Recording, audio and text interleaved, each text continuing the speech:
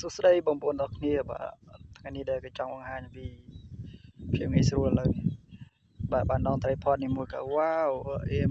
ឈប់ចុកដៃដូចមុនហើយបងប្អូនឥឡូវនេះក៏បាននេះមួយក៏អៀមបាទកម្ពស់វាក៏ខ្ពស់ដែរបងប្អូននេះប្រហែលជា1.40 ម៉ែត្រខ្ពស់1.40 ម៉ែត្របាទហើយនេះយើងមានតេឡេមួយសម្រាប់វិជាពីចម្ងាយបងប្អូនទោះបីយើងនៅចម្ងាយមួយខ្ញុំទៅឆ្ងាយប្រហែលជា30 ម៉ែត្រ40 ម៉ែត្រ50 ម៉ែត្រក៏អាចបញ្ជាបានដែរបងប្អូនជាមួយខ្ញុំថតរូបភាពដែលខ្ញុំនៅឆ្ងាយមើលឥឡូវឈរទៅនេះឆ្ងាយពីនេះទៅនោះវាអាចឆ្ងាយដែរបាទស៊ូមដល់ព្រិលហើយវាឆ្ងាយប្រហែលជា5-10 ម៉ែត្រពេលនេះtôi sẽចុចចាំមើលនេះចុចនេះចុចវាចាញ់ភ្លើងអញ្ចឹងមិនថាវាថតអីចុះដើម្បីដល់ក្បាច់យើងទៅមើលតោះថាវាថតអូខេរូបភាពមិននៅឆ្ងាយបងប្អូនណា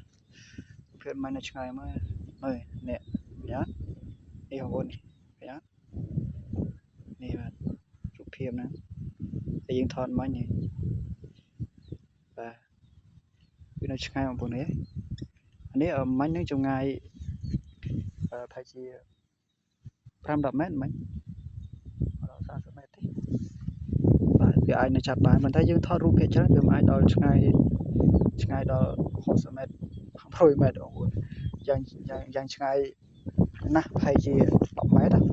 យ៉ាងឆ្ងាយណាស់ប្រហែលជាប៉ុណ្ណឹងបាទយ៉ាងឆ្ងាយប្រហែលប៉ុណ្ណឹងយើងថតម្នាក់ឯងពេលយើងដល់ relax ម្នាក់ឯងចឹងយើងចុចថតបែកទៅវានឹងថតឲ្យយើងបាទមានជើងមួយនេះហើយមានតេឡេមួយនេះគឺងាយស្រួលក្នុងការដើរម្នាក់ឯងបាទបាច់មានគ្នាជួយថតក៏បានដែរពីយើងដើរម្នាក់ឯងបាទស្រួលអីតាណាបាទហ្នឹងហើយនេះគេអង្វររៀងឡើងអៀមផងនេះអៀមមកបាទនេះឃើញទេអត់អៀមយើងដើរម្នាក់ឯងអៀមមកបងប្អូនបាទអានេះយើងអាចសេរីបាន360 degree នេះយើងអាចពំវិលអញ្ចឹងណាពេលចប់វិលឡើងអានេះយើងអាចលូតបានទៀតអានេះខ្ញុំលូតទៅដល់ទីបាទអរគុណច្រើនបងប្អូន